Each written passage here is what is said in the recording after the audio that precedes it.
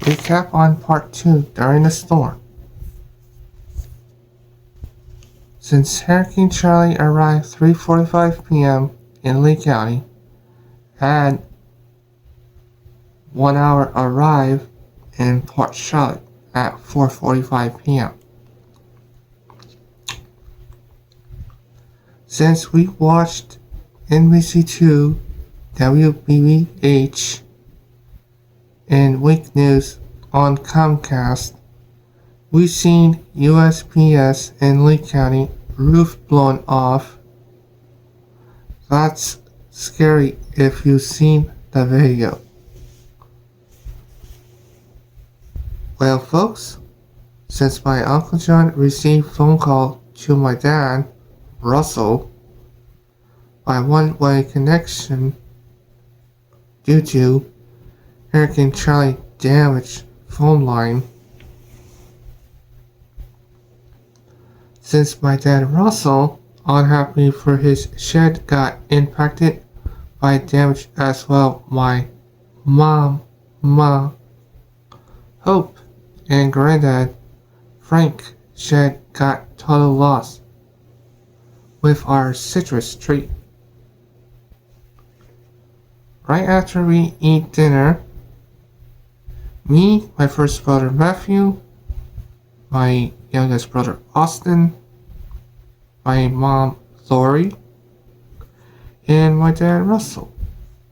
To get going, I hustle for my dad using his 1993 Chevy S10 truck and my mom using her 1990 Jeep Wagoneer. We had to leave 6679 Dennison Avenue all the way to 151 Martin Drive Northeast, and took us 20 minutes while Charlotte County doesn't have power. Plus Boyd View traffic lights hanging down at between Veterans Boulevard and El Jareen Road on US 41. While we traveled US 41, we seen AutoZone couple of business got badly damaged, including signs 2 blown off. Since we arrived at Easy Street, we seen Fire Station 1 got badly damaged for their roof blown off. Trail Barbecue pig truck tilt sideways. Their business wall total loss at the front entrance. Their AC unit lost one of them, hitting my old house roof by 3-foot gap on the laundry room with pantry. Irish store, their window total loss by shatter since we arrived, and then start picking up a couple of my dad's stuff onto his truck for a few minutes. My Uncle John, me, and one of my brothers to take a tour on our property to see the flashlight, and my Uncle John told me on the ground to point like, this is bad. FYI, it is dark at the time. By next Saturday, August 14, 2004. Bright light, daylight in the morning to get a few more stuff on my dad's truck. We looked again. This is really bad. And then we had to walk over, dropping wires on lanai broken screen. Good thing we did for safety reason. Since we walk inside our old house before we leave our old neighbor, we ask them that, "Are you guys okay?" They say yes, they were okay and completely felt shook. We walk carefully the debris on the ground to my youngest brother Austin's old friend Danny and Bobby's house. Their house had roof damage from tree branch.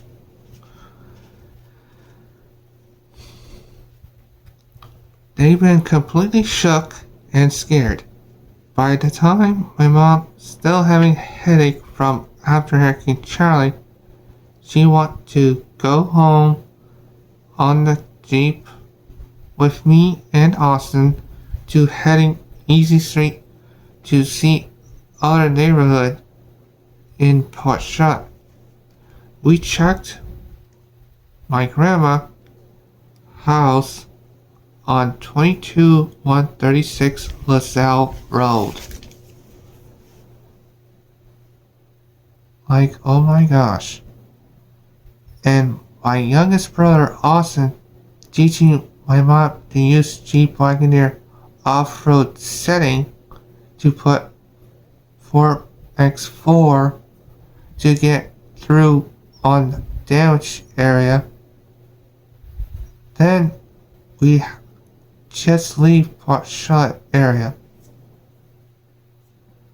While my brother Matthew, my dad Russell, stay in Port Charlotte to help with Uncle John and Mama Hope to finish up picking a couple of stuff to take our own house in Northport.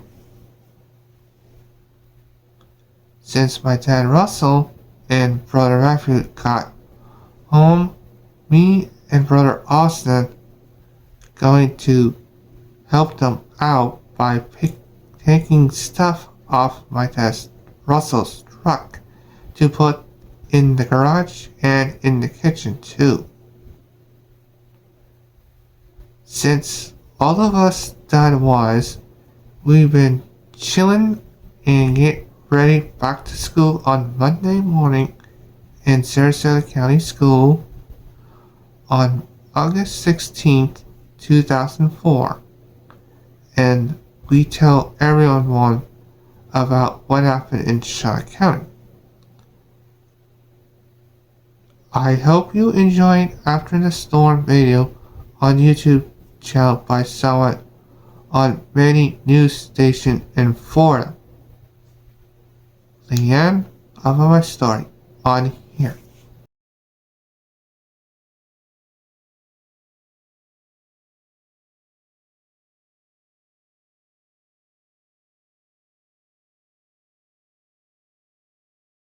Behind, but of course that we can tell you that there was a lot of anxiousness, that and the fact that a lot of people couldn't communicate with loved ones, couldn't get a hold of the people that they may have left behind, or couldn't get in contact when they went to the shelter. So it was police officers, deputies were trying to keep things as organized as possible, but of course with a situation like this, I'm sure you can't help all of these feelings, all of these things going on. Of course, the cleanup here is just beginning. We were in Cape Coral last night, the Fort Myers area. Today, they'll be getting a better look. Right now, the word we're getting from the Lee County property appraisers that the damage could exceed $3 billion in Lee County alone. Again, that's without even going into the hardest hit areas or really assessing the damage. They'll be doing that today and getting a better number on that. The damage ranges from downed trees, snapped power lines, street lights were out, stop signs were out, so police officers were out until probably the sun came up this morning, directing traffic in some areas because it was really difficult getting around, and we can tell you that as we were trying to find a place to stay late last night. So of course we're expecting to see much of the same today because the damage is so overwhelming. We can't imagine that this is going to be cleaned up in a day or two. So of course we'll be keeping tabs on that and bringing you the very latest. You know, Usila, one of our jobs as reporters, obviously, is to tell the story and to be as unbiased as possible. But when we experience stories like these, it is just very difficult not to be affected. And I'm sure that you're experiencing this since you're there live and you're seeing not only the actual property and tree damage, but just the looks on people's faces. Yeah, I mean, although a lot of people we talked to kept saying the same thing, well, you know, thank goodness that we're okay, and of course hearing the devastation in Punta Gorda really puts things in perspective. But of course, it's like you said, you know, you've got your possessions, your pictures, you know, memories that you lose when natural disasters like this it's not easy. So, I mean, although people were trying to stay optimistic because they knew that the news was grim coming from Punta Gorda, it's still a feeling of helplessness, because many of them, either if they rode out the storm at home, could only sit and watch as these winds came through and just peeled roofs right off. So it was quite a sight for them to see, and you can tell the looks on their faces last night. They were still in shock. They weren't even, you know, too consumed with the damage, just trying to pretty much get over the fact that they were, you know, slammed with such a vicious hurricane. Really not something that many of them were expecting. Usila, we know that electricity is out in that area. Any word on when electricity will be restored?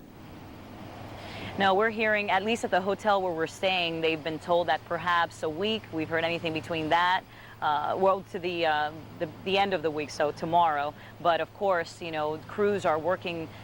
They're working their way into this area. We saw that last night as they moved in. There's really no word when they'll be restored at this point. We're still trying to figure out exactly how many people are in the dark. So while all these crews are scrambling to get power back on, phone services back on, I mean, there's a lot for them to deal with, especially in those areas where they're not going to be able to get into because you've got down trees or down power lines. Of course, these are, you know, not exactly safe situations for these crews to get into. So they've got to wait for the, you know, cleanup crew to come in, and then they'll move in and restore power. So it's that we can't really put a finger on when all the power is going to be restored.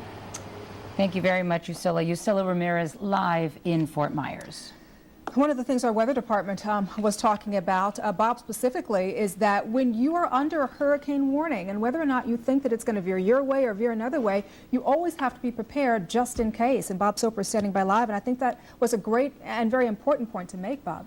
Well, I think it's going to be very important. You know, unfortunately, the problem happened over there. But for our viewers, this is something you got to think about. We have a tropical depression out there that shows signs of possibly coming into South Florida. It's very close. It's in the middle of the Atlantic, but it's moving toward the Windward Islands, which are the Lesser Antilles. We're going to talk about that more in a minute. But as that gets nearer, we could go under hurricane warning. Now, a warning means you have 24 hours to get everything wrapped up, get evacuated, make sure your shutters are secure, and get inside your house and begin to wait it out. You can't wait. If you're going to evacuate, you cannot wait until the storm comes and say, oh my God, I didn't think it was going to be this bad. Then it's way too late to get out, and you may lose your life. So heed the hurricane warning. And I know that we try to pinpoint some place or another, but there's always that error in the possible track. So in this case, that error in the track took it a little bit to the right. It wasn't much, took it just a little bit to the right, and that meant instead of Tampa Bay, it moved into Port Charlotte. All of that area under hurricane warning for more than 24 hours. So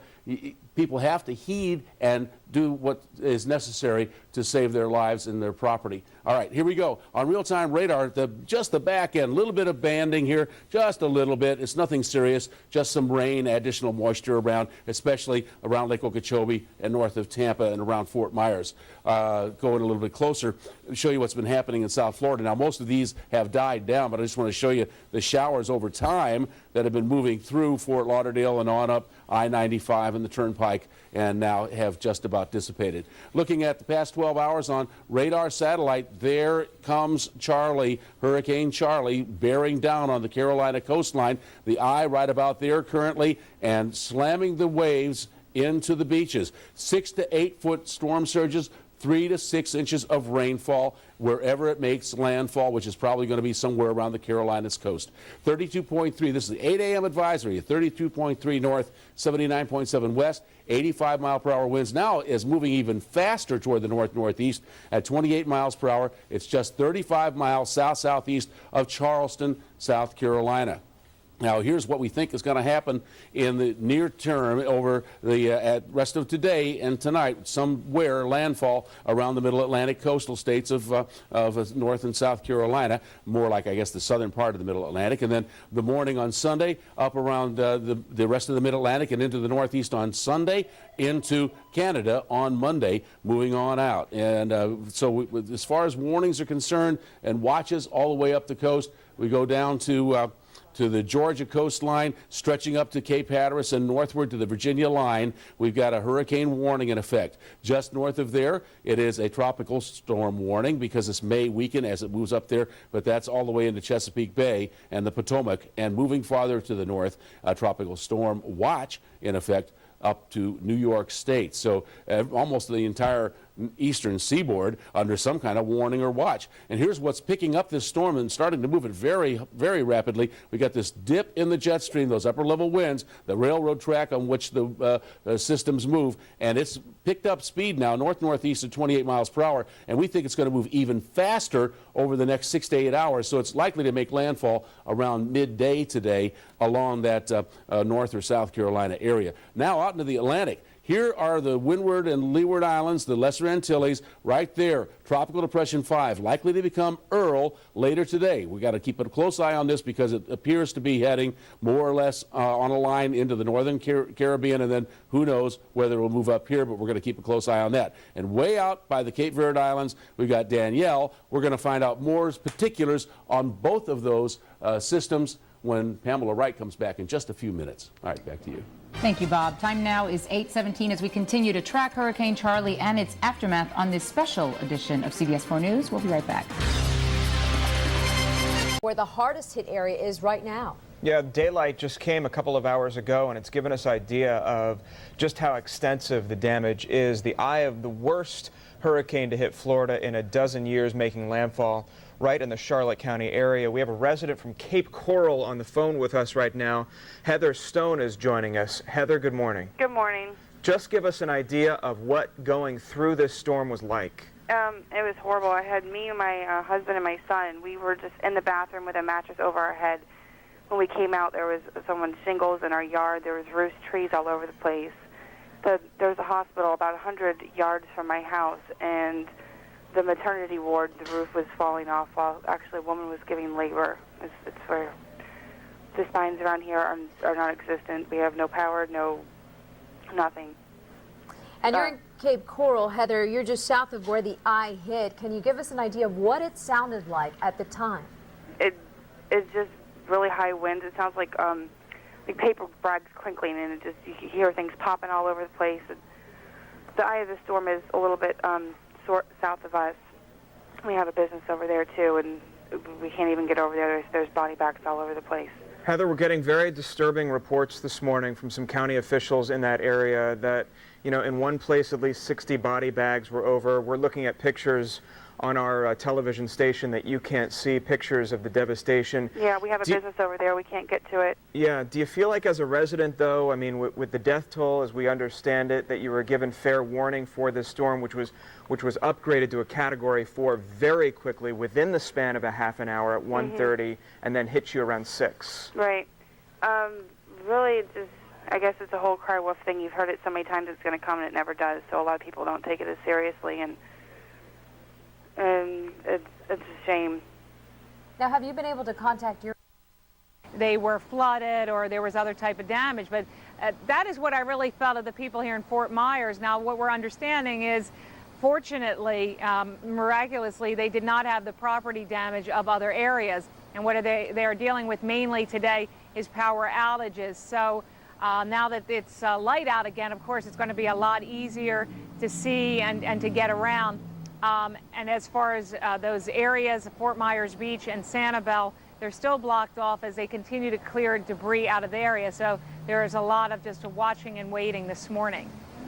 Joan, are you able to talk with anybody out there this morning and find out what their thoughts and impressions are as they weather this storm through the night? We are mostly just running into people who either were coming through the area. I ran into a guy, he was from Atlanta, and he was asking me actually how some of the other resort areas further north had fared. And, I'm unaware. I can only report exactly what we saw last night in the Fort Myers Beach area and the Sanibel area. So we're really seeing people who either escaped the storm. We have not been back to the area around Fort Myers Beach this morning. We hope to go there and to bring you some updated information in a short while. All righty, CBS 4's Joan Murray, thank you very much. Those folks who did escape the storm, very lucky this morning. The special edition of CBS 4 News this morning for the weekend edition. We'll be right back. Time now is 8:22. Straight from us yesterday, and everyone's just going crazy. All right, Heather Stone giving us some very good information of the situation there. Thanks so much for being so generous with your time this morning. Thank you. And we wish you the best of luck as you can recover this morning from Hurricane Charley. I appreciate it. Thank you, Heather, and our continuing coverage continues after this short break.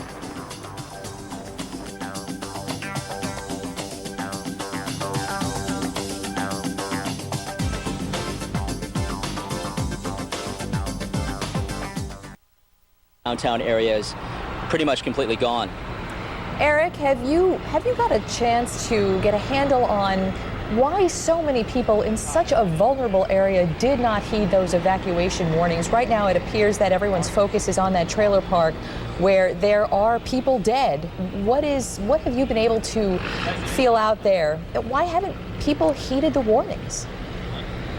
There is a sense that so many people thought this storm was going to go north, 80 miles north to the Tampa Bay area.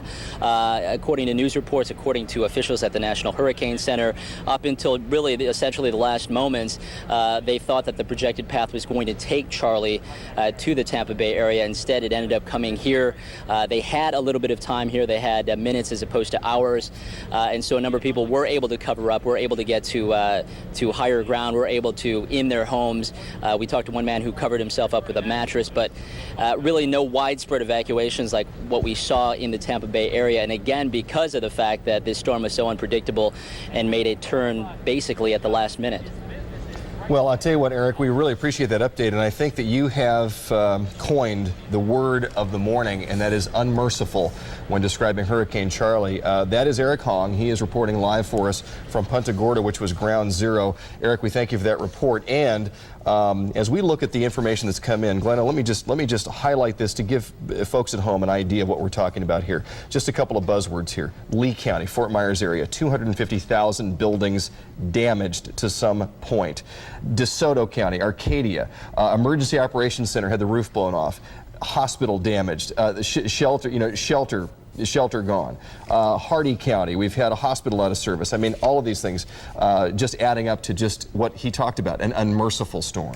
As we look, or I should tell you, you're looking right now at pictures from the central part of the state, and as this morning continues, we'll be bringing you video as we're getting in of the widespread damage in Florida. There are, I would say, 9, 10, 11 counties that are hurting without electricity, with widespread damage, waiting for the cavalry. But all eyes right now are on Punta Gorda in Charlotte County, where we've been taking you back again and again.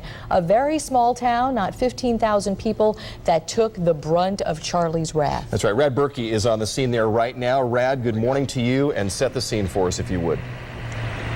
Well, this is Punta Gorda, as the folks here refer to it. What you're looking at here is the main heavy stuff is mainly staying to the east of this storm. In fact, most of the hurricane force winds are out on the east side, so they're not getting battered too much by those winds right now along the coast, but the rain is quite heavy. All right, here goes Charley. I'm showing you this big picture because we have to check out the entire Atlantic basin, and in doing so, we find two areas of interest. Now, one is not too far. This is the coast of Africa, okay? So this, we have a long time to watch, and we believe what we're going to watch it do is move up towards the north very early, essentially just curling around the Cape Verde Islands into next week. So that wouldn't be an issue for anybody. We like that one. Now, I need to give you the 5 a.m. advisory on TD number 5. Winds are at 35, so this very likely could become our next tropical storm, which would be Earl. It's still pretty far out from the Windward Islands.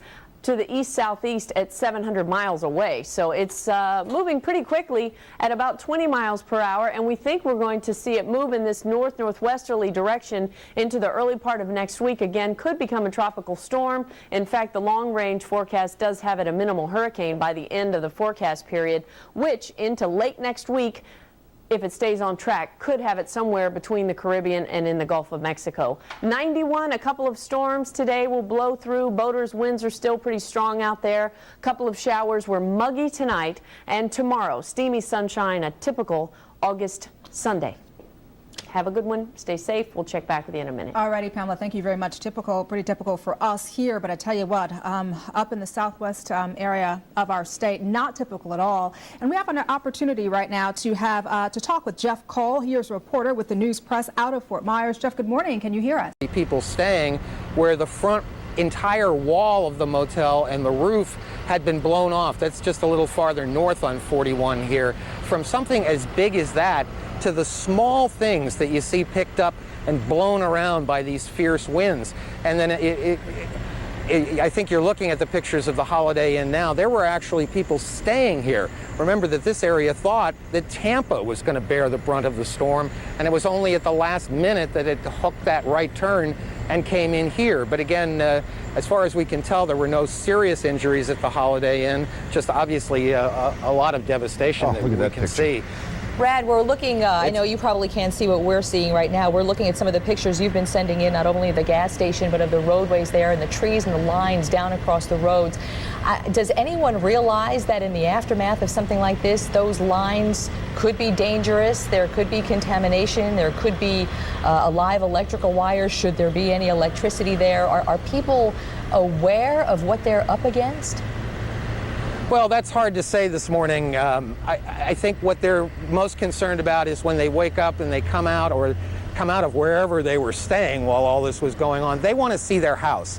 And that's how most of us focus. Is my house safe? What's left of my house? So I think they're starting there. And then we are seeing a few people going around with high-8 cameras and the like to take pictures of downtown for some sort of weird souvenir. But as far as the power lines go, there is no power here. I think substations were knocked out. We haven't seen a live wire sparking in the entire 24 to 36 hours that we've been up here. So I think, again, it's just that central realization. Am I okay? Is my family okay?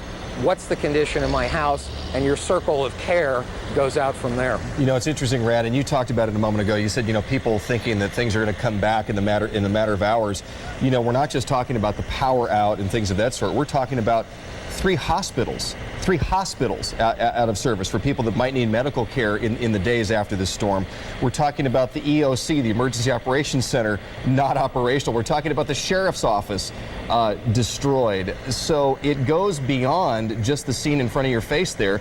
The things that we as normal citizens depend upon, the folks there just can't right now, can they? Right, even the firehouse. We just stopped by the firehouse, which they're sort of using as an emergency command center now, and the doors on the bay of the fire department were blown in. They're using the building, but again, there's no power inside. And as you know, in a situation like this, something that we've come to rely on, like a cell phone, it's so difficult to get service up here now because the networks are so busy. In fact, that's how we're hearing you. We were lucky enough to get one open cell, and so that's how I'm able to hear you now, is on this jerry-rigged cell phone that we have. But people are really reduced to the basics. I mean, basics is hardly the word, but the basics of living now to survive. You know, we keep making comparisons, Red, to Hurricane Andrew. That's what we know, and there are so many similarities and comparisons to be drawn. I know you covered Hurricane Andrew extensively as well. And as I watch people traveling the street there, I remember how South Dade was almost unrecognizable then because landmarks had been blown down. Of course, there were no street signs. Familiar trees and posts were gone, and it was hard to even know your own town and where to go. And it's interesting, the point you bring up, that there are people who had everything a couple of days ago and right now have nothing and may not realize they have nothing and have to rely on services like the Red Cross, like the National Guard for protection, like the FEMA people coming in and setting up emergency shelters for them and places to go. Have you seen the cavalry yet? Well, we've seen the cavalry go overhead in the form of 3 National Guard helicopters, and I think since Andrew, we are going to see a faster response down here. And I remember how the people of Homestead in Florida City were so buoyed when the National Guard finally did come in those massive numbers. Do you remember the scenes at the Port of Miami of the Navy Chinook helicopters loading up with supplies, starting to ferry them down, the tent cities that were built down in Homestead? That is going to be what I think the future is going to hold here. I just think that 10 years or 12 years or however it's been since Andrew, I think that's going to be a lot faster this time. Governor Bush obviously has been paying attention, and I know he was planning to tour the area down here by air sometime today, and I think that we're going to see a much quicker response on a grand scale. FEMA, National Guard, all that kind of thing, Red Cross, Salvation Army. I think we're going to see that pretty quick down here. The people need it. And you know, we just saw something that may be a metaphor for what's gone on down there. There was a shot of a repair shop. I don't know if you're the ones that shot it. It showed a car up on the rack and the entire repair shop around it. There's the picture right there. The entire repair shop is destroyed. The car that was in for repairs is still up on the jacks. If that doesn't sort of in some way give us the metaphor for what has happened in the central part of our state, I don't think anything does at this point. Rad, also, by the way, we have some aerial video. The governor apparently has been in one of those helicopters surveying the area as well. What is your take right now? You know, we talk about right after these things happen, sort of that fog that people are in. You know, you've got a ton of traffic behind you. Do you think these are people just out just to see for themselves what is going on? I mean, I can't imagine that they've got specific places to go to since everything is closed down.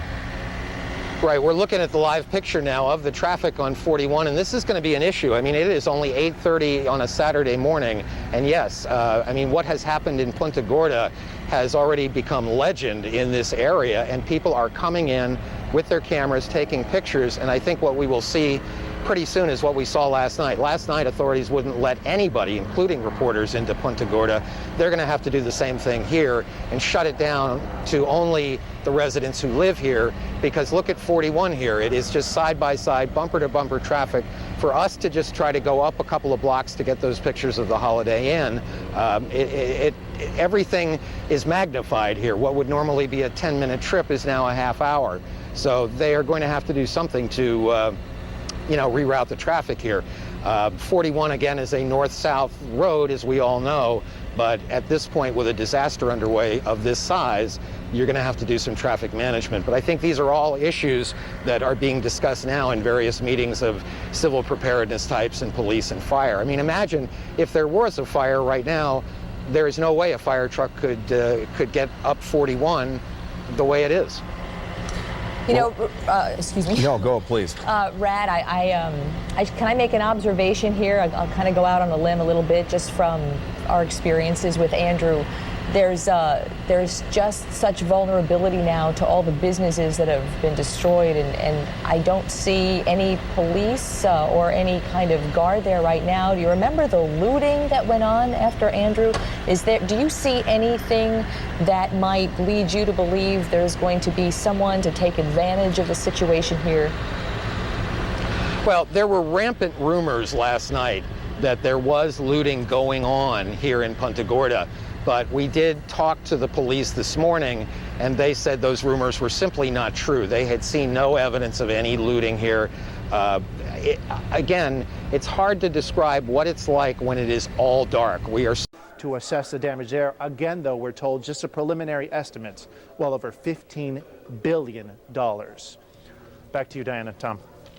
All right, thank you, Richard. Earlier this morning, we had the chance to talk to a reporter, a television news reporter, Melissa Keeney, who works for WINK-TV, who was on the scene not only last night, but again this morning. She gave us a very thorough and descriptive account of not only the casualties there, but the aftermath of Hurricane Charley. Listen. Windows torn out, the hair stations completely gutted out of there, and then a magazine rack where the magazines are left untouched, like nothing ever happened here. The shock and amazement, as I said, just really beginning to sink in. Yeah, a lot of what you're describing, Melissa, is basically what forecasters have been telling us all along, that when you have a hurricane, the damage is usually widespread, but sometimes that spawns tornadic activity where it kind of carves a path of destruction, so you can have a place that's been leveled and next door, you know, it's completely fine. I just want you to give us an idea, if you can, Melissa, of the structural integrity of the homes in Punta Gorda and that area in general, because I know that right now it's been hit and it's devastated and there's a lot of damage, but before that, I mean, what's the makeup? We know it's a town of 15,000. What's it like out there? Well, as we came off of Interstate 75 and started traveling this way, a lot of old homes, as you can imagine, and many of them withstood the winds, withstood the rain, and are intact. This area is also a lot of mobile home parks, and as you can imagine, those are completely entirely leveled. We're getting reports of one particular park just a mile or so from here where we're hearing of piles and piles of bodies. If you can imagine, people that thought they were going to be safe stayed in their mobile homes and, in fact, were not. And authorities are out there on the scene trying to assess that situation as well. Melissa, on that note, how urgently were stations like yours and radio stations trying to get the message out to people in mobile park areas like the one that was so badly devastated to make your way to higher ground and to get out of that area before Charley arrived? Yeah, we started several days ago. I mean, as you can imagine, mandatory evacuation orders went into place in most counties here Thursday. And the news went out to those mobile home parks because we know from past experience that those parks are at a particular risk. And it seems that no matter how many times you tell people, folks around here just think they're safe and don't really think that anything of this magnitude can hit here. We reiterated it time and time again, and it's just devastating to see that these folks were hit in the way that they were. Melissa Keeney from WINK-TV. She's a reporter on the scene, giving us some really good detail as to what happened. All right, that conversation taped a little bit earlier this morning from, as you just heard, Melissa Keeney, reporter from Wink Television over in Fort Myers, giving us an idea of just the extent of the damage. And with each passing minute, we are getting new information and new pictures of the devastation. Today in Florida, a special edition coming right back.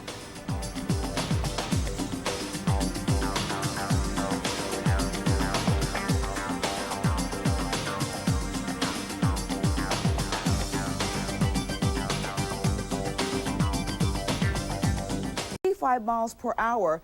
It's about 35 miles south-southwest of Charleston, South Carolina, so set to make another landfall sometime probably in the next hour or so around South Carolina, but only as a Category 1 storm, not a Category 4 storm like we saw the velocity yesterday of 145-mile-per-hour winds. There it is, just moving on off, just plowing, stampeding its way towards South Carolina, leaving a little bit of disturbed weather for us, but just a couple of scattered showers and storms probably today.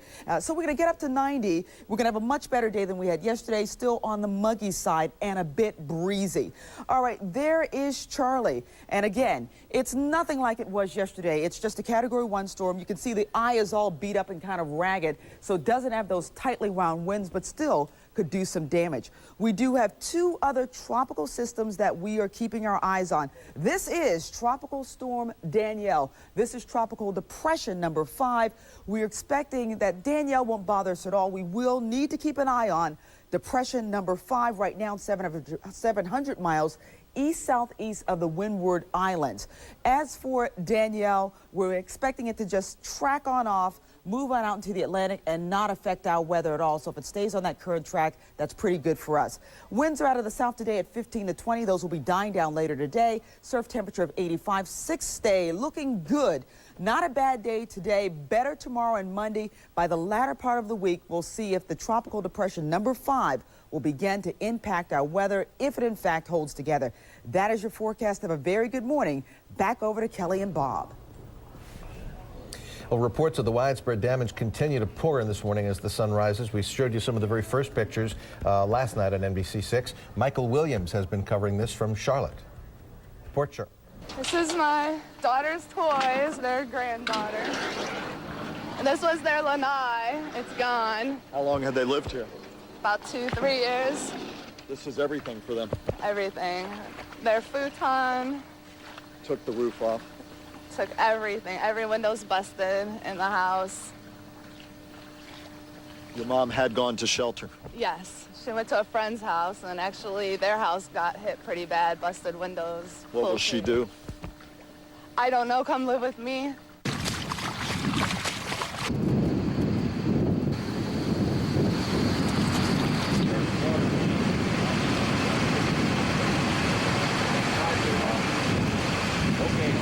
I don't know what's left. No, I have no idea. We're gonna go find out, though.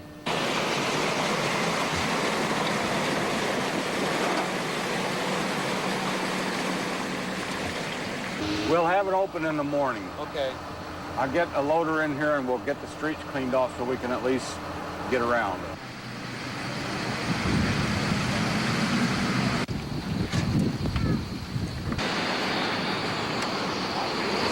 What happened here?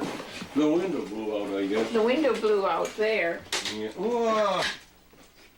There, that's their miserable coffee maker. I knew it was no good. But look at here, I had made 2 pots of coffee, and they're still sitting there. And we needed this light so bad over in the school. We're lucky. We're alive, and the place, I think, can be fixed.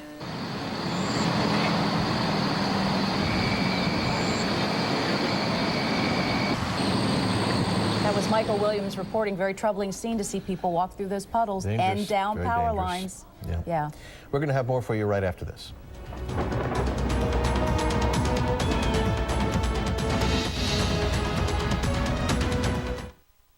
Of Charleston, South Carolina. And as we put things in motion for you, during the day today, it's going to make landfall somewhere in the Carolinas likely, and then by evening, it'll be moving on up, and by tomorrow morning, it'll be somewhere around the Delmarva, and then from there, moving by evening on Sunday up over New England, and in the Monday time period, moving up to the north of the United States, up north of Maine. So that's going to continue to move on out of the picture and probably become extratropical or just die out entirely by that time. All right, hurricane warnings continue from the North Carolina-Virginia border all the way down to near Savannah, Georgia. That puts the Charleston and up to Cape Hatteras in the gun sight there. And north of Cape Hatteras to Chesapeake Bay, Delaware Bay, all of that vicinity, the Potomac, all in a tropical storm warning. And then from there, a tropical storm watch from Virginia, Maryland, on up to New York and Long Island. So it's going to continue to move up the coast and really bring some copious amounts of rainfall.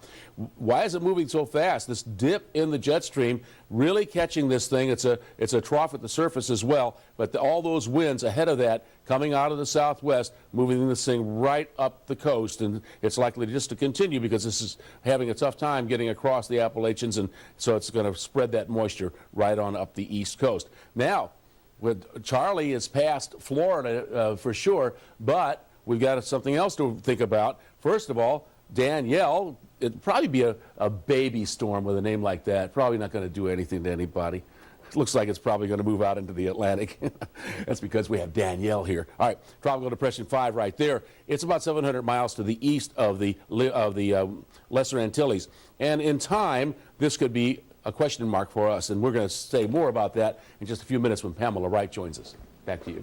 Looking forward to that, Bob. That Thank was you so very much. sweet. Well, Bob is a sweet guy. Of course he is. Time now, 8:46, and we thank you for joining us for this special edition of CBS 4 News this morning. And as we continue our coverage for you this morning, we want to remind you that our Neighbors for Neighbors phone bank is up and running. Operators are looking for volunteers and also taking donations to help the victims of Hurricane Charley. So if you'd like to help, you can give them a call. The number is right there on your screen, 305-597-4404. We're coming right back. They have to watch out, unfortunately, for the same kind of thing that we saw in South Dade after Andrew, and those are the gougers, the people who would come in and charge, $10 for a bottle of water, things like that. It's only 8:30, 8:45 in the morning here, but the sun is already up. It is hot. These people have been through one night already with no power, no air conditioning. It is going to begin to get miserable, and people begin to get desperate. And we hope that they don't fall victim to some of the same kind of price gouging that we saw in South Dade after Andrew, until the state really flexed its muscle and went after some of those people. But, again, over on this side of the coast, there hasn't been a hurricane that many of the people either don't remember or were never here for any hurricane. So I think there's a little of that too. I think it's fair to say that most people probably living there have not had to experience anything like this. Rad, listen, stand by there for just 1 second. And this is really, I think, a very important part of our coverage this morning. As you folks at home are listening and watching this and you're saying to yourself, how can I help? We do have a way. The Local 10 Problem Solvers have joined up with Publix, and dotting our area, we have 6 locations where you can go and you can donate some key items. JC Birch is joining us live. She's in Miami Shores at the Publix there. JC, this is a chance now for us to tell folks how they can get involved and make a difference. So let's get every bit of info we can for them.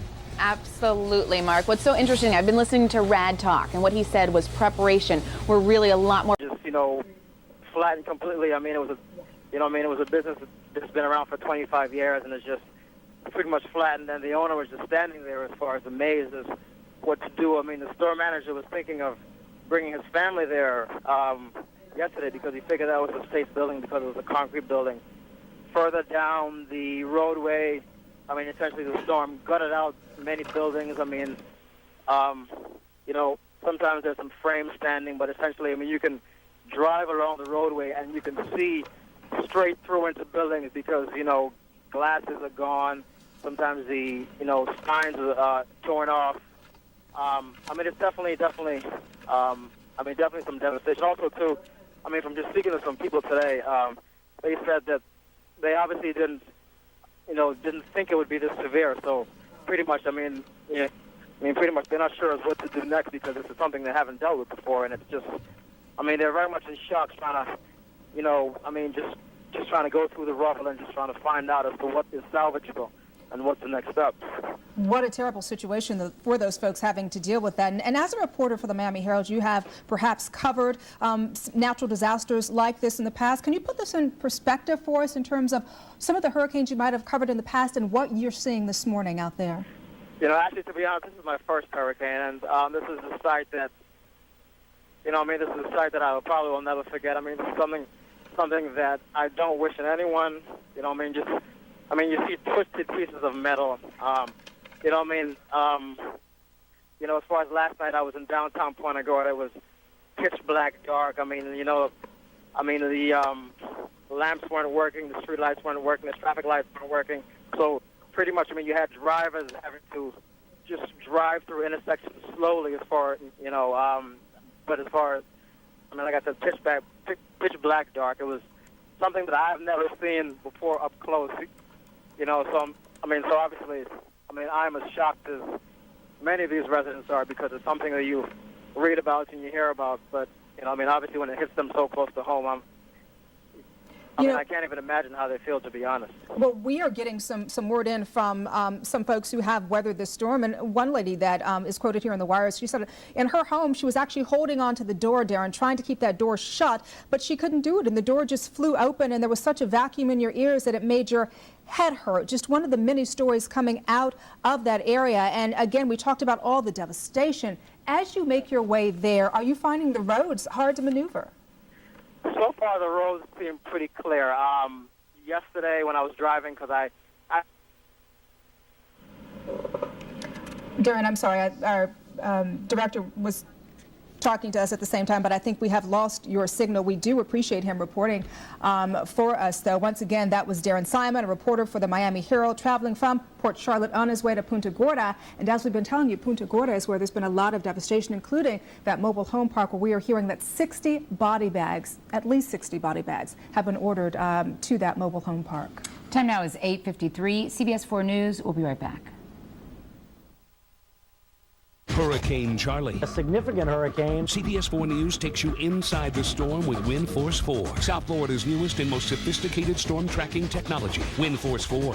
Only one station has it. CBS 4. Which is a beautiful one, actually. Temperatures have been in the low and mid 80s overnight. We've had some showers go through, real fast movers, but still could put down a decent amount of rain. That's what we saw move, especially right up 95. through Broward earlier, and now southwest Miami-Dade seeing a few of those spotty showers. And here we go along the southwestern coast of the state and seeing the showers coming in, all still feeling the far-reaching effects and sweeps of this hurricane. Here it was just 12 hours ago, right around 1 o'clock in the morning, giving those 100-mile-per-hour wind gusts near Orlando and continuing to move up towards the northeast. Look at the rain, though, all around Big Bend, also pretty heavy there. And now the system is east of Charleston and moving towards the northeast. Heavy, heavy rain north and South Carolina, and potentially making landfall later this morning and into the afternoon, maybe somewhere between North and South Carolina.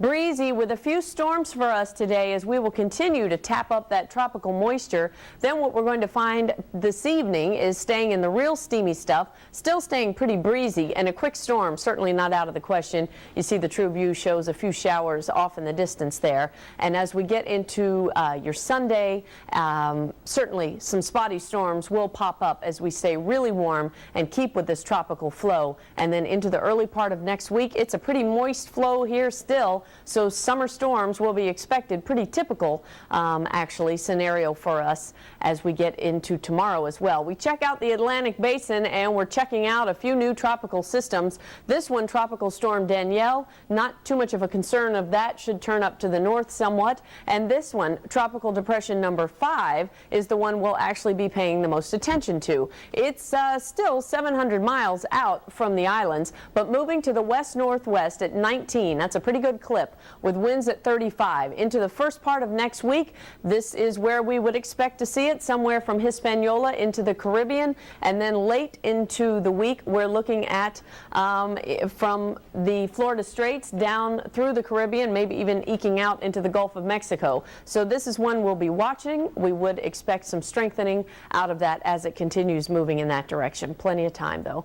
Few storms, 91 today, breezy sunshine, as we're all feeling pretty grateful. Would that be a word? This morning, and concerned for what's going on around the state. Choppy out on the bays. A few showers tonight, 79, breezy and real humid, that is for sure. And steamy sunshine fills most of your Sunday, with a few storms certainly possible on the breezes. And again, they'd be brief, but put down a decent amount of rain. See you later. Thank you, Pamela. You know, all morning long we've been hearing impressions from different people, reporters, as well as folks who lived through this hurricane in terms of what they're seeing, what they felt, what they went through. Somebody who not only went through Hurricane Andrew, but actually did a wonderful job in covering that and became a hero of sorts because of Hurricane Andrew, and is now with us here at CBS 4, is Brian Norcross. And we have Brian on the phone with your personal impressions, Brian, in terms of what you're seeing this morning. Well, you look at the aerials, and of course, anyone that lived through Hurricane Andrew can't help but have deja vu. The homes ripped apart, and, you know, every one of those houses, every one of those buildings that belonged to somebody, and somebody's life is involved in that. And, you know, we went through it person by person. Hundreds and hundreds of thousands of folks in South Dade went through this, and now it's going to be not on the same scale over there because it's not so big a place, but not that that really makes any difference because it's still individuals. It looks, you could roll back that Hurricane Andrew tape, and this is what it was right here. This is it. Now, you know, Hurricane Andrew, I'm just comparing the two storms. There were some similarities in that both of them, the core of both of them was very small. So, you know, Punta Gorda apparently was the homestead of this one, but Fort Myers, which is not too terribly far away, were very much like, you know, Miami or someplace in North Miami, didn't get anywhere near as much. It was the same kind of a very, very tight core, and you just had to sort of be unlucky to be in the way of it. The good news here on our coast is we have better built buildings, and I think it's going to come out that we have a better emergency management system, even though back in Hurricane Andrew days, our emergency management system was just a shell of what we have today here. Clearly, there was some problem over there that they were unable to react properly. And I guess it also speaks volumes that the Sheriff's Department came apart, and that was their emergency management center that couldn't withstand the hurricane. So anyway, there's obviously going to be a lot of looking at what went wrong in terms of getting people out of dangerous places. But you look at the scenes that we're seeing from the helicopter reminds me exactly of what we saw 12 years ago. Brian, let's talk a little bit more about what possibly could have gone wrong in terms of people getting out in time, because both Port Charlotte and Punta Gorda were under hurricane warning right from 5:00 p.m. on Thursday. Now, the hurricane hit at 3:30 on Friday, so they had almost 24 hours notice. What do you think went wrong there in terms of that distance of time between folks knowing that there's a hurricane warning and getting out in time?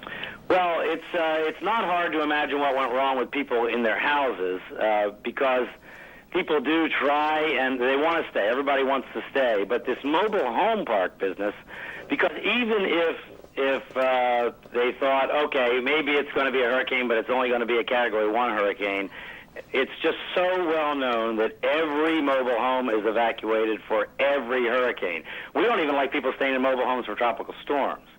And so the fact that somehow scores of people, maybe hundreds of people in that area stayed in their mobile homes, just as a testament, or unless the authorities tried to get them out and they said, no, I don't care what you say, I'm not going.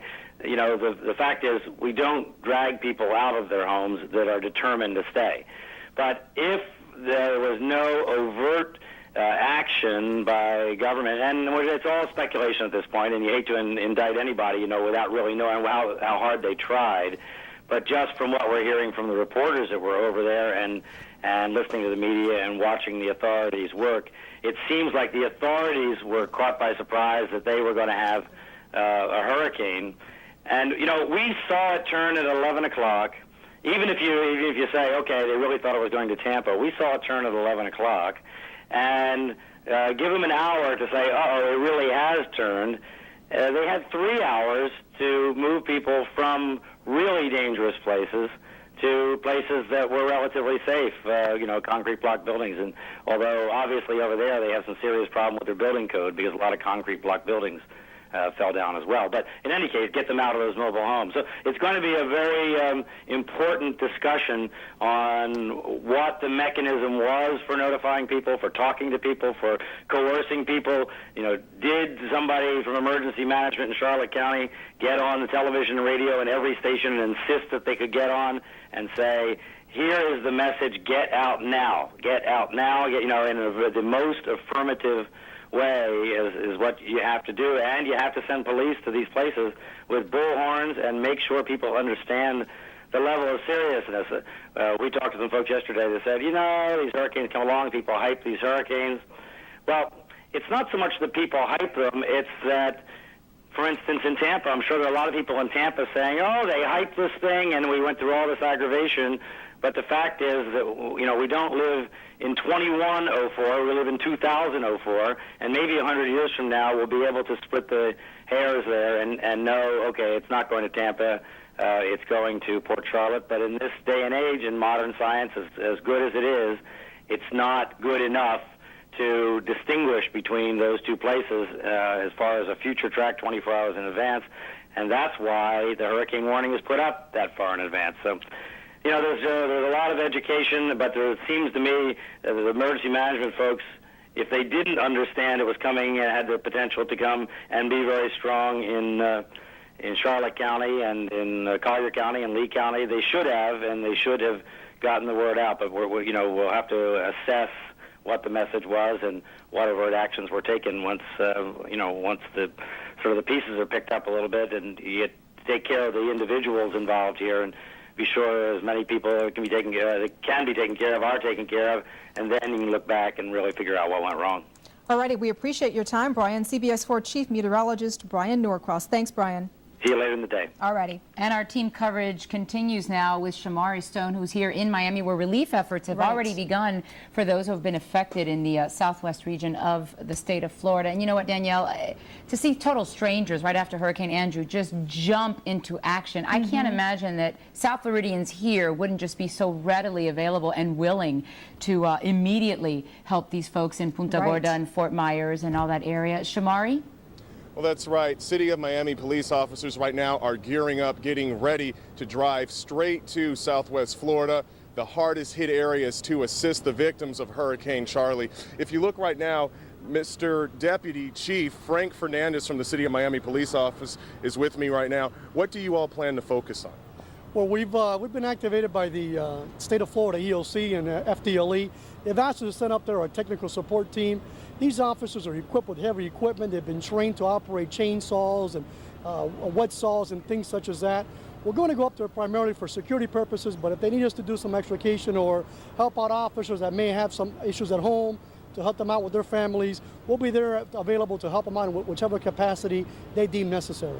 I think it's safe to say you reap what you sow, because the officers from Lee County and Charley County during 1992 Hurricane Andrew came on down to help South Florida victims, and now you all are doing the same thing.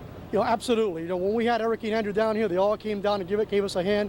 So yesterday, even before the storm hit, we made a call up there. Chief Timothy called all the chiefs and the sheriffs up there just to make sure that we were available to respond and assist them in whatever capacity they needed. Deputy, thank you very much for joining us. You're I welcome. certainly appreciate it. Now, the City of Miami police officers will be joining the Broward and Miami-Dade fire rescue units that already left last night. Thursday night, Miami-Dade fire rescue crews left with lots of equipment, a couple fire engines. The convoy consists of Miami-Dade, Hialeah, Miami Beach, and City of Miami fire rescue units. They hit the road to Charlotte County, where they say the most help is needed. The state agency, Federal Emergency Management Agency, and as well as the State Department of Emergency Management is telling us that the damage is severe. They're using words severe, possibly catastrophic. Broward County officials also sent some much-needed help. 36 members of the Sheriff's Field Force unit left to assist the victims of Hurricane Charley any way they can. It's another mutual aid trip. We've done it before. We'll do it again. We've got the equipment, the manpower to help out others, so that's what we do. We do what we do best. And that's exactly, they do what they do best. They're very well trained for natural disasters, and they plan to help out any way they can. Now, we have a number for you right now, the Neighbors for Neighbors number. They're supposed to put it up, but I'm just going to give it to you anyway. The number is 305-597-4404. If you want to help out the victims of Hurricane Charley with financial needs or any type of services, anything you can provide, please call that number on your screen. That's 305-597-4404. Back out here live. Now, many of the Miami police officers who are going up to Southwest Florida returned from Iraq, so they're very well trained with disastrous situations. Live here in Miami, I'm Shamari Stone, CBS 4 News This Morning.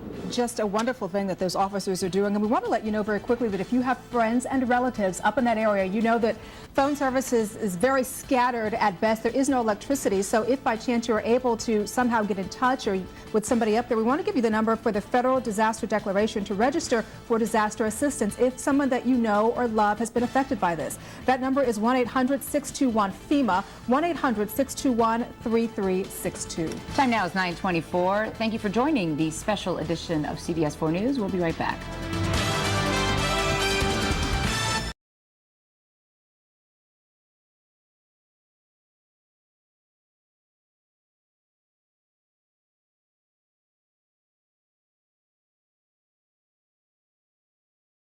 Well, it's a city that could definitely use it, and it's also a city that's going to have to watch out, unfortunately, for the same kind of thing that we saw in South Dade after Andrew, and those are the gougers, the people who would come in and charge, you know, $10 for a bottle of water, things like that.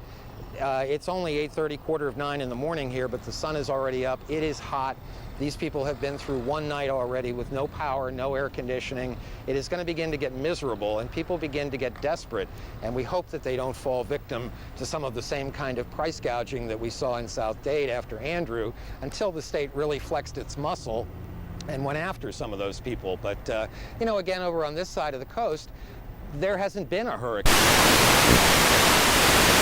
that many of the people either don't remember or were never here for any hurricane. So I think there's a little of that too. I think it's fair to say that most people probably living there have not had to experience anything like this. Rad, listen, stand by there for just 1 second. And this is really, I think, a very important part of our coverage this morning. As you folks at home are listening and watching this and you're saying to yourself, how can I help?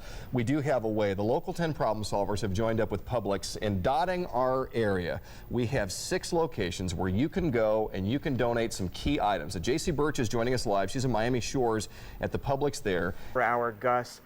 I know, again, you haven't had a chance to really explore the area, but do you get a sense from the people that you have seen, just the sense and the sheer magnitude of what happened here? I mean, you can really see it on their faces, right? Tom, we have heard a little bit. There is a death toll. We're uncertain, unclear numbers at this point. We know that some of the trailers, people that were in low-lying areas around the Peace River, didn't really have a chance to get out. And those that made the decision to stay and fight the storm really were up against no odds. But we did hear reports, and there are some things on the wires saying that there have been stacks of bodies in some areas. We talked to a few Charlotte County sheriff's officers today that they have that information too, but right now just a lot is unclear. There is a death toll, there is some serious damage, but in terms of numbers right now, it's a little early to tell, but we're trying to find it, we're working it, and as soon as we get some more information, we'll try to get back to you on that. In the hospitals, we heard yesterday driving in, we were in Naples and Tyler County when the storm came in last night. We heard that hospitals were closed down, they were booked up. Shelters filled up pretty earlier too. In Cape Coral, they had 9,000 people inside of shelters. Hospitals had to close down very early, well before the storm came in. But we're working a lot of information, and we're trying to get to the best area to get you guys some good pictures back in Miami. And Chris, this is Diana Diaz. You and I have spoken about how bad it was to go through Hurricane Andrew. Tell us how it was to be in that area when it came through. What was it like? Well, we see a lot of people walking around this morning. They're getting up, they're walking around. A lot of people are kind of dazed and confused. You can tell those that did decide to stand up against the storm last night or looking at the aftermath as we're seeing the first images ourselves.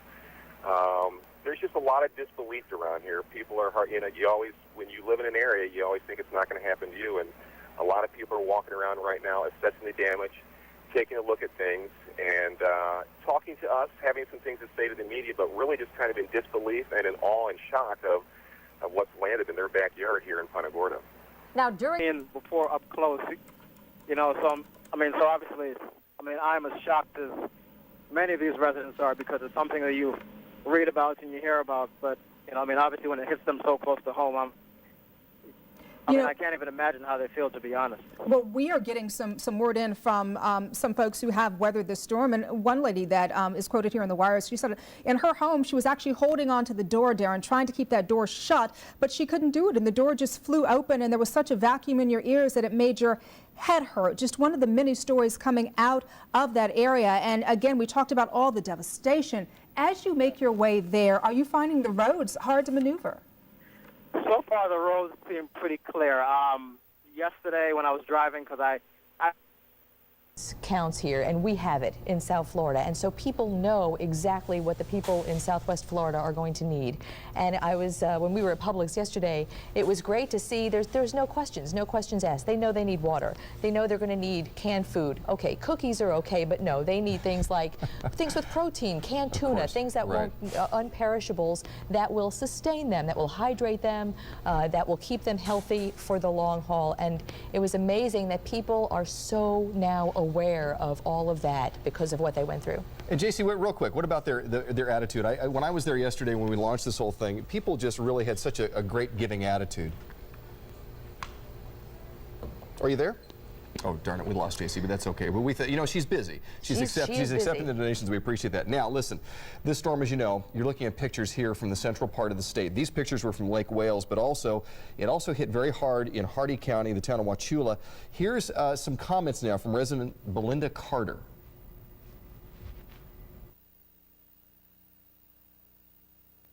I've never seen anything like this before. We got houses that are down, trailer homes that are down, demolished to the ground.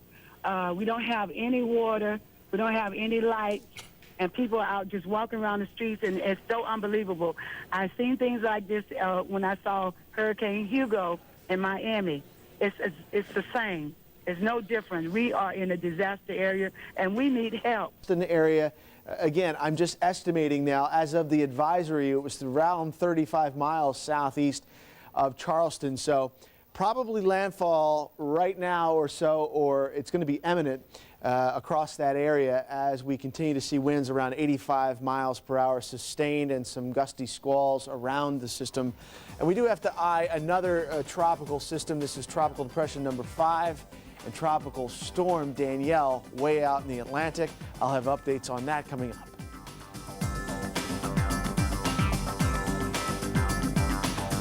Still, there's an eye of a storm. Here's Charleston, South Carolina. Here's North Carolina. The storm is just offshore of Charleston, South Carolina. Category 1 hurricane. We do have the projected path, what we expect for this thing to happen. What it is, as you know, it's a hurricane. We're looking right now at the water vapor imagery, and what's going to happen with this thing is that the jet stream, which is farther off to the north here, it's going to pick this thing up and continue to move it off right along the eastern seaboard as we head through the afternoon.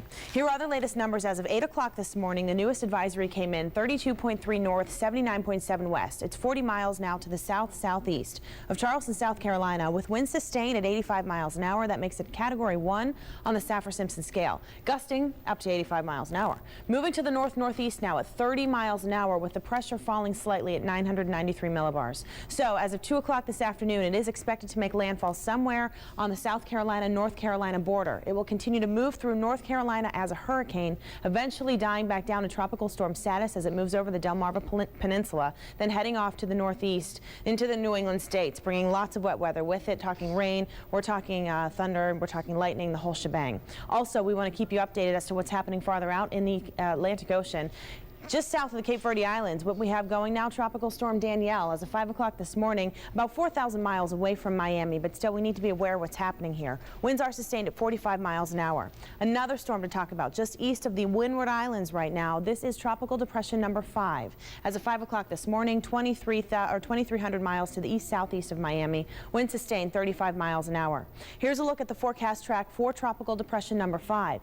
As we head into Monday morning, moving over the island. As we head into Wednesday morning, moving over the same areas the Tropical Storm Charley moved through, eventually becoming Hurricane Charley, as you know. Moving over Cuba, eventually becoming a hurricane as we head into Thursday morning. Wide cone of error by that point, but realize it does stretch all the way up from the eastern half of Florida, all the way down into Mexico, into the Yucatan. And every time we get new pictures, it just tells a similar story. Hurricane Charley, as it worked its way from the southwestern part of our state to the northeastern part of our state, there are pockets of severe damage. You know, the best line of the morning we talked about it, as far as to describe it, is it was unmerciful, and I think that really describes it. We're not sure where this came in here. I believe this is from Punta Gorda, which was just really slammed. We've been looking at the pictures of destruction one after the other, but I think what really hits home is when you see a person like we just saw, standing and looking at what he or she has to deal with an utter look of just sheer bewilderment on their face, and that just brings home what the results of Hurricane Charley are. How about this? 3 hospitals out of service because of bad damage in Punta Gorda. The Emergency Operations Center is not operational. 2 shelters where people went to seek shelter, significantly damaged. The sheriff's office is destroyed. 7 fire stations gone. All the things that these residents need to depend on, they can't right now. It's just incredible when we read these new bits of information coming in. A surprise location at a surprising strength. Hurricane Charley hit Punta Gorda, and that is where we find Eric Hong right now with a live report. Eric. Good morning. Right now we are standing in what's left of the downtown area of Punta Gorda, which was hit with 145 mile per hour sustained winds as Charley made landfall yesterday. Right now we're seeing a stream of cars headed back into town. These are presumably folks who left town yesterday ahead of the storm. Now they're coming back and finding this scene. Those winds tore through these buildings this morning. There was broken glass everywhere. Streets are lined with debris. Trees literally snapped in half. As bad as the situation here is, it is here. A mobile home park right now is the focus of attention. Officials say several people there were killed when Charley blew ashore. Even those who expected the worst didn't expect this. Community after community, wherever Charley went, destruction followed. Changing course and gaining strength, Charley first made landfall Friday afternoon near Charlotte Harbor on Florida's southwest coast. In nearby Punta Gorda, a city of 15,000, scores of buildings were left in shambles. Roofs were lifted off their trusses, and many felt lucky to be alive. The roof blew up, hit right in my head. I'm running out. I could not believe what I was going through. It was loud, very windy, very scary. Trailer parks were overturned. Charlotte County Airport was left in ruins, and downtown Punta Gorda looked like a war zone. Why'd you stay in town?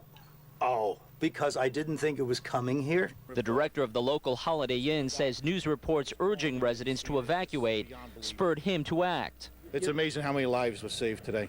By midnight, the center of the storm had moved offshore into the Atlantic Ocean, setting its sights next on the South Carolina coast. Had Charley come ashore 80 miles north near Tampa Bay, it would have put millions of people in the direct path of this storm rather than thousands. Still, the situation here in Punta Gorda is very bleak. Hundreds remain unaccounted for throughout the county, and the death toll is expected to rise dramatically as the day is. That's Route 17 and Route 41. We are farther south on 41 to try to show you what the traffic situation is here. And as we look out onto State Road 41, you can see that the lanes that normally would be the northbound lanes have been shut down by debris, so you have north and south traffic now all using the southbound lanes. A lot of these people that you see are rubberneckers who have come to look. Many are residents who are coming back in here for the first time, having left. I should tell you that last night, trying to find a motel around here, that was open, was absolutely impossible. Everything was booked. Many of the hotels had no power, so people who had no power, hoping to go to a hotel or motel for some sort of relief, found either they couldn't find a hotel or motel, or they would wind up in one, as we did, with no power last night, no hot water, no electricity. But the report from Eric Hung of that trailer park where there may have been several deaths, our Local 10's Judy Chavez was at that trailer park this morning, and we expect her to be joining us in a bit, and we will see for ourselves what happened there. That is obviously, as Eric mentioned, the center of the most concern this morning. But again, as I mentioned in an earlier chat with you, getting around here, what would normally be a trip of 5 to 10 minutes in this town of 15,000, today is a monumental traffic jam, not unlike what we face on I-95. Look across the street, and I think there's a good lesson here. That's a Toyota dealership. Once this truck goes by, you will see some of the employees in there who have been carrying out wet, soggy records. And we talk so many times, how many times have we heard Don Noe say, make sure your records are in a waterproof, some kind of waterproof wrap. Here is proof of why, because when you wait too long, there just is not time to do that because you're worried about your own life and limb. And the result is people picking through wet, soggy records here, not to mention the no roof on the dealership. There's one new car that you can see that's still on the showroom floor. The cars outside are covered with debris. So a very visual lesson as to the importance of taking care of your documents. Mark? Hey, Rad, with the power out and with us talking about the fact that the EOC is not operational, sheriff's office destroyed, fire stations, how in the world are people there getting any pertinent information? Well, as far as news reports, one person yelled at us as we were setting up this shot for you, how are we going to see this? Well, they're not. They're not going to see TV with no power unless they have a battery TV. I believe Wink TV out of Fort Myers, I think, is on the air. But again, it's back to the old days of radio and cell phones. And as we were discussing earlier, while a cell phone is a great modern convenience, if you suddenly have thousands and thousands of people in one area trying to use that cell phone, you're going to have to wait quite a long time to get a cell if the towers are even up. So we have been lucky enough to get this cell that I'm using to hear you, and frankly, we're not going to let it go for a while. You know, Rad, you make a very good point, because there is no doubt that people around in the places that are not hit, who have friends or family or properties in the Southwest coast, are trying to call in, and probably good advice to let them know, unless it's an emergency call at this point, to leave those lines and those cell availabilities open for the people there who need them. And the one reason, of course, that we are keeping this line with you, Rad, is because so many of us in here, South Florida, have friends, have family in the area that we're looking at there, and this is the Southeast Florida link to finding out what's going on over there, so we can try to set the minds at ease, perhaps, for people that live in this part of the world. You know, and Rad, I'm wondering, and Glenn, I'll toss this out to you as well, as we looked at the pictures of all the people driving by your location. I wonder when reality is going to set in. This is that fog after, you know, something like this, where they're driving around, just sort of taking it all in, taking pictures. You wonder when they're going to, if you will, have those pictures develop in their mind when they say, well, wait a minute, this is my town. I mean, I think based on our experience with updates, Diana, that you were talking about. An emergency notice has been issued in Charlotte County. The Lee Memorial Health System saying they need physicians there at all 3 hospitals. And in fact, just a couple of minutes ago, we were given an update that the Charlotte Medical Center there is treating 200 patients, get this, in the parking lot. The hospital suffering severe damage. Many even had to evacuate those patients. According to officials, in fact, the hospital in Cape Coral has such a gaping hole in its roof that the building is now unusable. Residents this morning throughout the different neighborhoods dealing with the cleanup. Curfews have been set for the safety of those residents and also for the cleanup crews. We're told those times are between 11 p.m. and 7 a.m. Now, Governor Jeb Bush is expected to arrive at Southwest Florida International Airport within the next hour and 20 minutes. We understand his itinerary will include visits to the Charlotte County Emergency Operations Center, local hospitals, etc. His brother, President, declaring a major disaster in the state of Florida. Federal funding will be available, though, to Charlotte, Lee, Manatee, and Sarasota counties. Christine, those are the counties that we were talking about a short while ago. What we're looking at right now, you're looking at pictures of southeast of Tampa. It is an area known as Lake Wales, a very small town, but a town hit hard nonetheless. As you look at that apartment building right there with a huge hole in the roof. Pound plane overturned. Now, this plane was held down by metal tie downs about 20 yards away. The force of Charley upended this plane and caused it to land on top of a fuel truck. Both the plane and the fuel truck were filled with fuel at the time. We're told that there was a leak here that's going to be cleaned up throughout the day, and this is not the end of the damage. Several hangars were not strong enough to withstand the driving winds. These at Sanford Airport have gaping holes. As we said, the airport is closed until further notice. On the access road to the airport, crumpled signs mark the path, along with this overturned mobile warning sign. In Orange County, Metro West, a chimney cracked off the roof of a condominium. And during the height of the storm, watch as these trees formed a curtain over Metro West Golf Course. At airports throughout Central Florida, we're told you'll see many a sight like this with upended airplanes as Charley left its mark.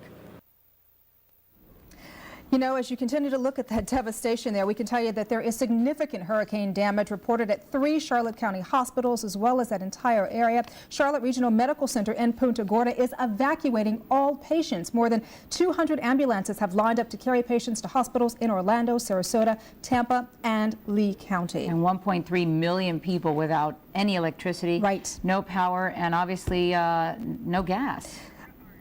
A lot of our people have been trying to get... That's on the, I believe, the east side of Port Charlotte. There's 2 bridges there, and I'm sorry to say I do not know the name of the bridges. It connects the 2 islands itself.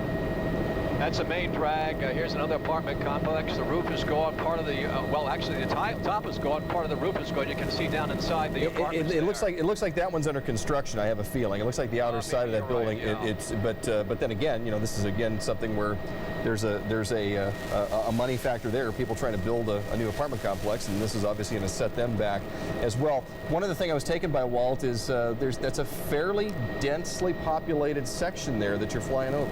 Very much so. There's no doubt about it. There's more damage of a nearby business. And a lot of people out. We've been talking about a lot of the folks getting out with their cameras to find the damage and see pictures. Yeah, and like a lot of power lines are down too. I'm not quite sure if there was power where we shot these shots, but we had noticed a lot of power lines down.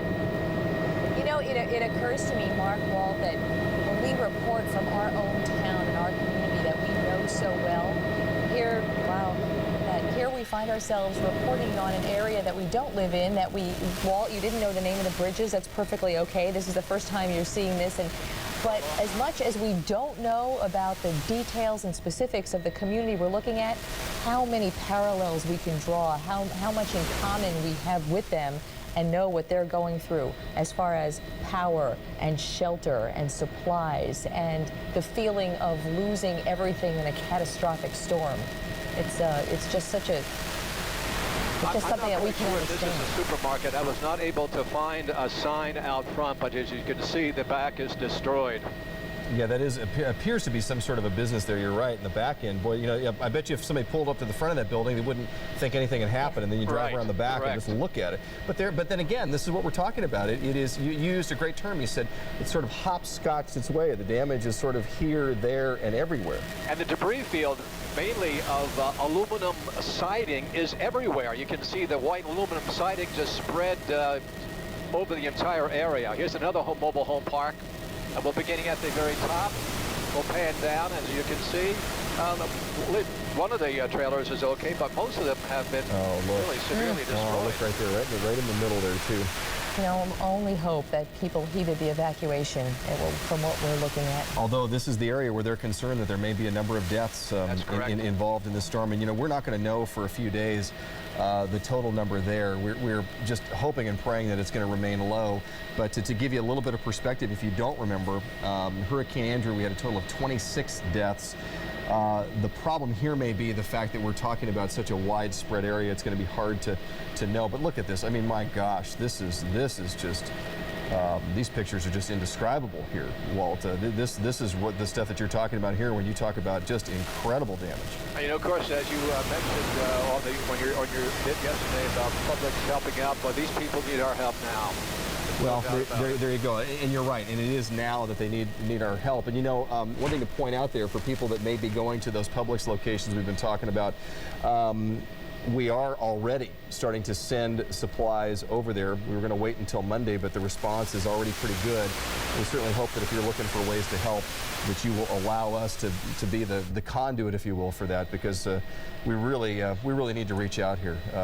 You know, these are maybe people we don't know personally, but boy, if you can't put yourself right in one of these homes and think, gosh, what would I do? Wow. Walt, have you seen any personnel mobilizing there? Any national? I know the National Guard was in the air over at Berkeley. Absolutely not. I saw more TV stations, helicopters, and newspapers, which apparently had rented helicopters. We all had to wait our turn for fuel at the Venice airport, which was one of the airports that was not even touched. The pilot tells me what we're coming up on so I can get focused in. Here's another trailer park. Well, you listen. You're doing a great job. We understand that this is just sort of catch as catch can here, and you have to, you find the things and focus in. And we've explained this is raw video. We're looking at it for the first time, so no apologies necessary.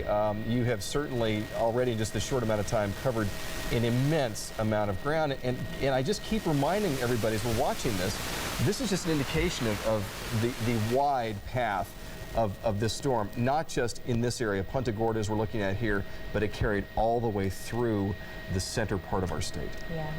Walt McDonald taking us on what is just an awful, awful video tour to see what Charley has left behind. This looks like a central part of some community. Yes, I think it's like a clubhouse of some sort. Clubhouse, yeah. That looks like screening. Yeah, I was just going to say, we've noticed in a lot of areas, even in the areas where the houses look pretty good, that the screens around the pool areas and backyards, obviously no match for hurricane force winds. But while you talk about the debris, look at that whole grass area there. I mean, it's everywhere. It's all over the place here. You can see it there. Another trailer park, another mobile home park. Another, and underline another. Glenna, you said there's how many in the county? 31 is the number we're getting that were damaged in the county. There may be more mobile home parks, but 31 mobile home parks just in one county that sustained bad damage. There's like a china closet there. I mean, there's certain things that you pick out. Can I just throw out at you what you're looking at here? The pieces of buildings you may be looking at may have come from a mile away.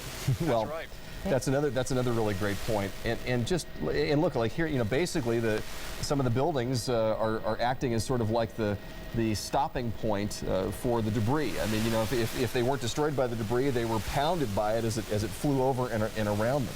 Walt, you're showing us now on the upper center of the screen there, we see a person who has come out, and we haven't seen many people in this neighborhood yet, but it looks like... No, maybe one or two people in that at this hour. Maybe they were not even in the trailer park at the time. Yeah, well, that's certainly, if that's true, very good news. And it looks like just now at 10:30 in the morning, people have been able to get by and get through the roads and come in and start assessing what they have there.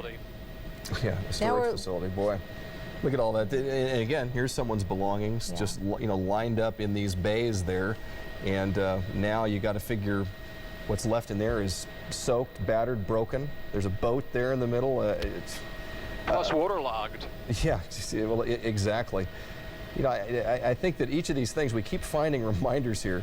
If you want to put yourself in the same boat as the people over there, you know, I know some of you have storage units. I know some of you live in a mobile home. I know some of you have, you know, a community center in your area. And it's just picture these things just, you know, walking out right now and picturing them gone. Picture looking at your neighbor's house and it's flattened and yours is damaged or yours is flat. I mean, it's, you know, you put yourself in their position. You just wonder, how would I handle it? How would I do it?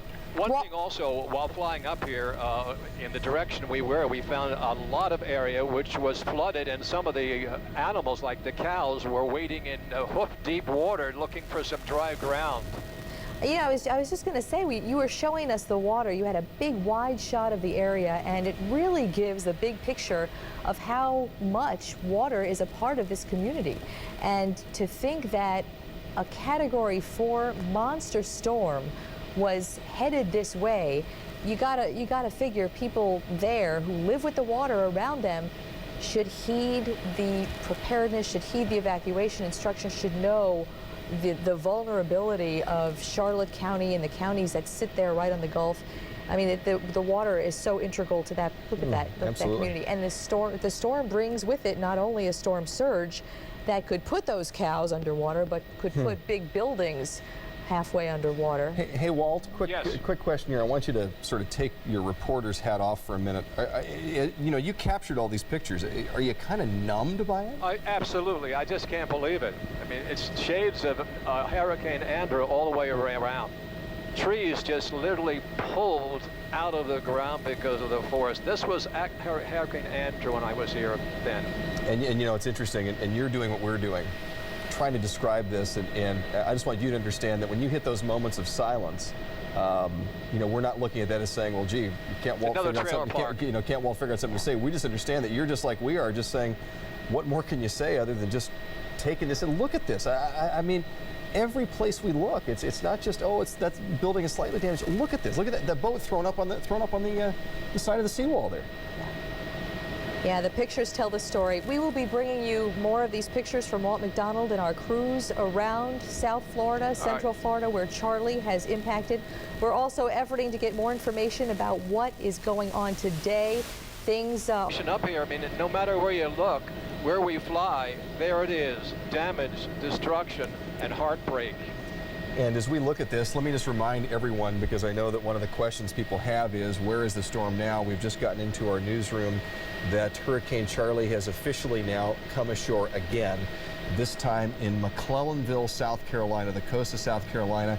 Much of that area was under mandatory evacuation, but it has come ashore as a Category 1 hurricane there. We'll obviously keep you up to date on that because, again, so many folks here in South Florida maybe have a vacation home up there, a family home. Maybe they just like to visit up in that area. We'll keep you up to date on that. But, Walt, again, this area here that we're looking at, we're still over Punta Gorda? Modular homes set with canals. They have boats and so forth just off the main thoroughfare in the Punta Gorda area. We've shot about 36 minutes of tape, then we've just began running low on fuel, and that was an important thing as far as we're concerned. And we had to fly on to Venice to get fuel, which had the operation going. There's a boat right there. It's unbelievable. Walt, as we look at this destruction, I want to remind people that this area was where Charley came ashore yesterday at 145-mile-an-hour sustained winds. And you know, I'm no meteorologist, but I do know what sustained winds mean. But there are portions of a hurricane that throw off little tornadic wind bursts that are far higher than 145 miles an hour. And I think when we look at this destruction, there's a very good possibility that these homes, these boats, these trailer homes, these people's neighborhoods really took a hit of something more menacing than even a Category 4 in places. And we see people coming out to survey what went on. Hey, Walt, one other thing. You know, that part of the country, since they've not had the kind of hurricane activity that we have over on the southeast coast, and the reminders, what I'm not seeing on many of the buildings that even withstood it, I sure don't see a lot of shutters. Well, it's very difficult, at least for me, to pinpoint the actual shutters, but I couldn't even say if they were had shutters or not. It's so much damage and debris. But I mean, it's really interesting to me. I've been kind of focusing in on that a lot of these areas, you know, certainly not prepared the way that we certainly are down here for this as well. Even those buildings that fared well, I didn't see a shutter in the mix. But again here, look, everywhere the camera points. Yeah. Everywhere the camera points. A little bit of interference there, and just because, again, Walt's traveling on his way back here. Yeah, you know, it occurs to me that some of the neighborhoods that Walt is shooting, there are so many people who live up north who have homes in this particular area. It's a big golf course community. There is not time or, in many cases, inclination for people who are living their daily lives up north to heed a hurricane warning to make the trip, to come board up their homes. You know, so much of that is what you might be seeing, homes left bare because there is just nobody there to take care of them. That's a really good point as well. And it continues here. And Walt, you believe this is still Punta Gorda we're looking at? Yes, still Punta Gorda, more of the trailer of the mobile home. It's unbelievable. Destruction is... You know, when you see a home or a residence that has damage, it's one thing. When you see the roof missing, you know that there is going to be not much left. Once the roof comes off a building, there's nothing to protect it. The home becomes vulnerable to the winds, to the water damage, and we saw so much in your video, Walt, of homes that are just missing their roofs. Absolutely. This is another mobile home park, and I know we're having a signal problem, but just by the audio, again, the aluminum sections of the roof through everywhere. Palm trees tossed, power poles bent to one side, wires down, just nothing but total destruction for the... And while we let Walt get that, we get that signal in a little bit stronger there, and we look at video again of the airport there in Charlotte County. Let me just toss a couple of these bits of information out again for those of you who are just joining us to give you an idea of the scope of this. There are 3 hospitals in Charlotte County that are quote out of service. They've been badly damaged. So 3 of the hospitals they depend on, they cannot depend on at this hour. Even the Office of Emergency Services there in Charlotte County is also out of commission. 2 shelters where people sought shelter were damaged as well. The Sheriff's Office, we are told the word is destroyed, and 7 fire stations as well, also damaged. So, you know, what we're talking about here, again, is not just the damage to the residents. It is also a real big hit to the very agencies that have to, at this point, that they have to respond to this emergency. So it is really, really causing some major, major problems here. Boy, I'll tell you, do we have Walt back at this point? Walt, are you back with us? Okay, we're still trying to get his I'm here. Okay, there you are. Yeah. Are you feeding more video back at this point? Do we have a better signal here to shift back? Okay, yeah, I'm rolling right now. This is another coming back. That's from the videotape we shot of a I would guess a clubhouse area of the mobile homes where the homeowners meet. There's the pool with debris from the all the stuff that's fallen inside. Again, as we just pan, no matter which way we go, you see destruction.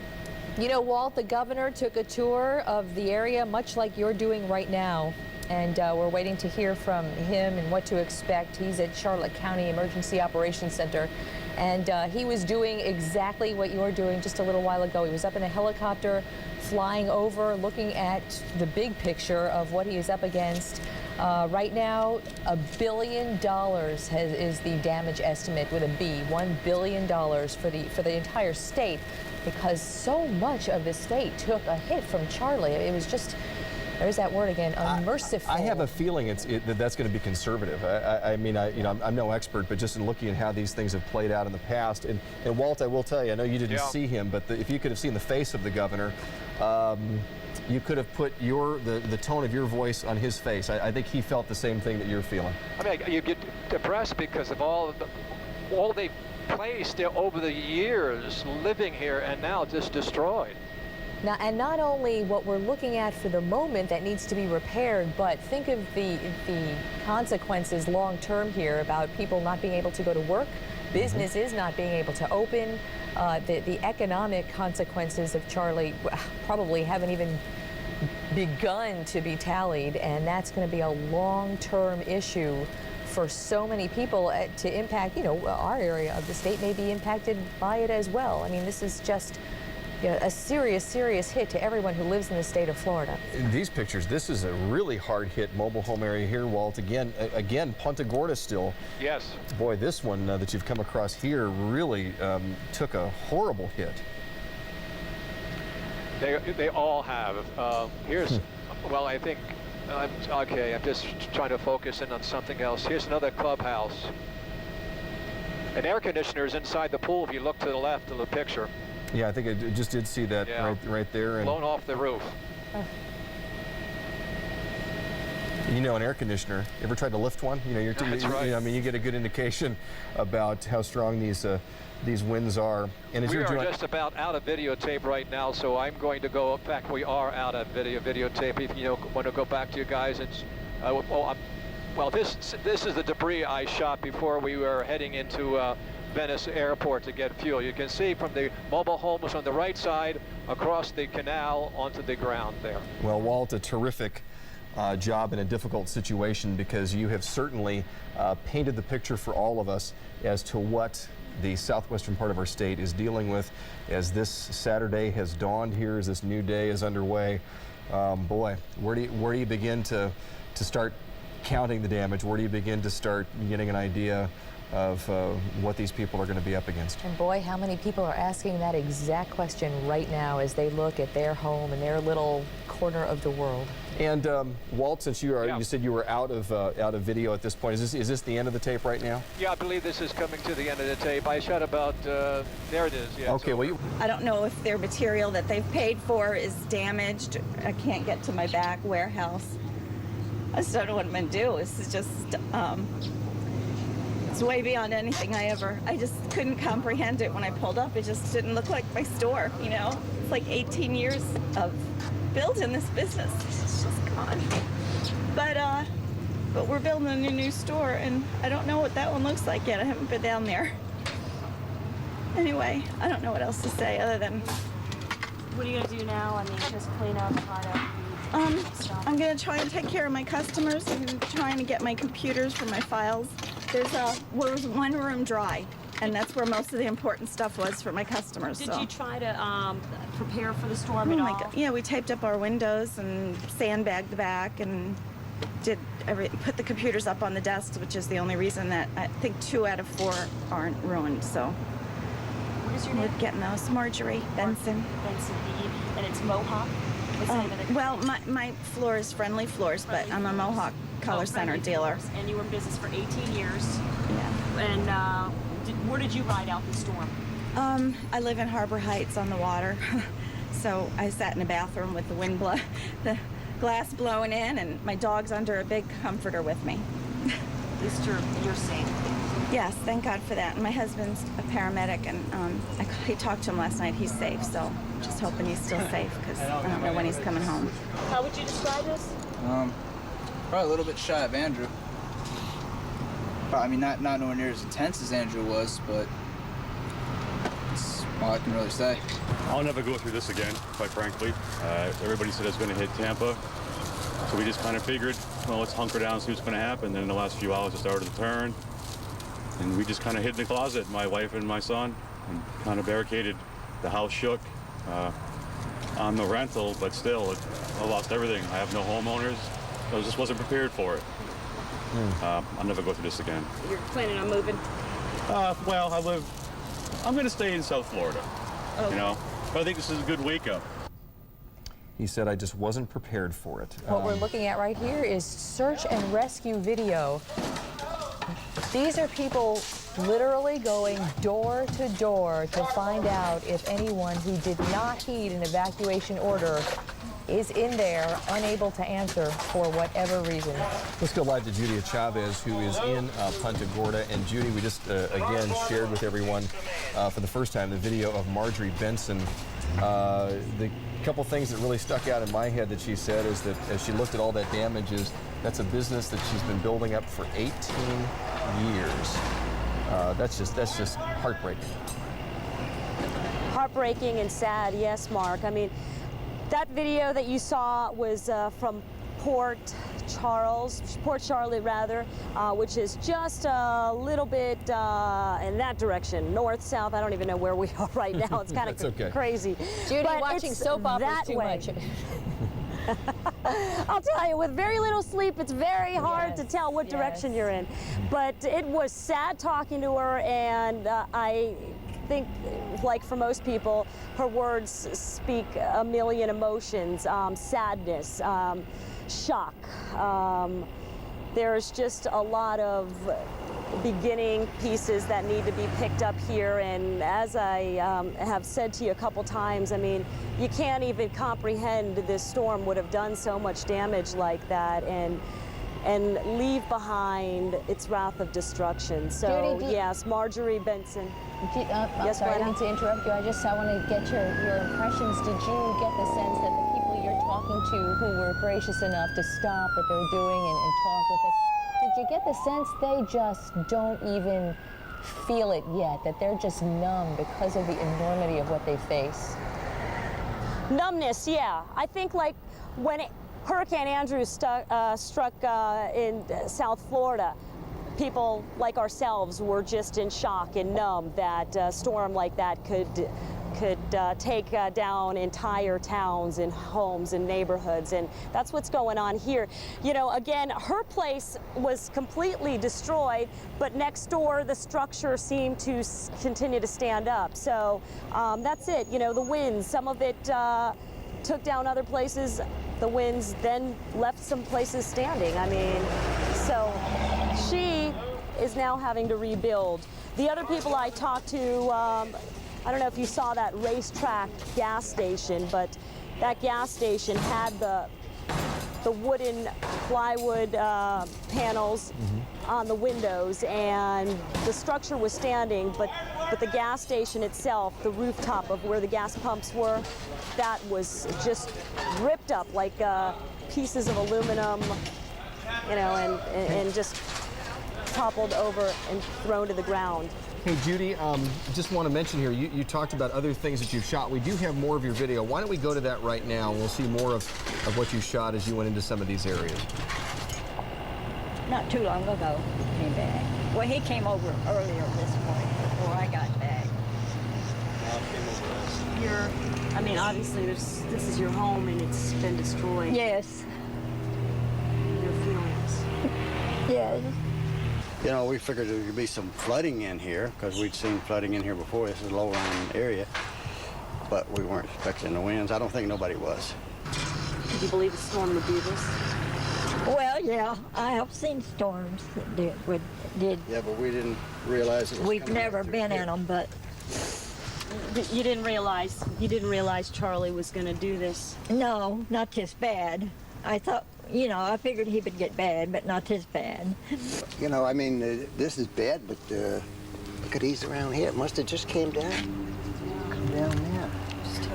But I hope everybody's all right. Yeah, it's rough.